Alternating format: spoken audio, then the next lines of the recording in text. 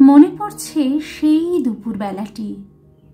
ক্ষণে ক্ষণে বৃষ্টিধারা ক্লান্ত হয়ে আসে, আবার দমকা হাওয়া তাকে মাতিয়ে তোলে।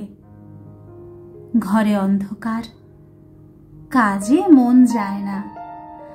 যন্ত্রটা হাতে নিয়ে বর্ষার গানে মল্লারের সুর লাগালেন। পাশের ঘর থেকে একবার সে কেবল দুয়ার পর্যন্ত এলো, আবার ফিরে গেল। আবার একবার বাইরে এসে দাঁড়ালো, তারপর ধীরে ধীরে ভিতরে এসে বসল। হাতে তার সেলাইয়ের কাজ ছিল, মাথা নিচু করে সেলাই করতে লাগলো।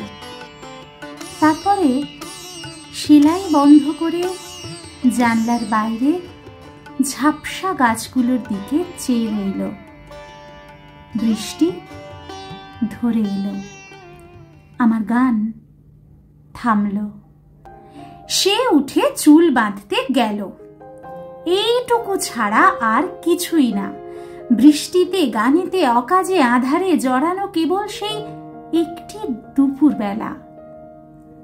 ইতিহাসে রাজা বাদশার কথা, যুদ্ধ বিগ্রহের কাহিনী সস্তা হয়ে ছড়াছড়ি যায়, কিন্তু একটি দুপুর বেলার ছোট একটু কথার টুকরো দুর্লভ রত্নের মতো কালের কৌটোর মধ্যে লুকোনো রইল।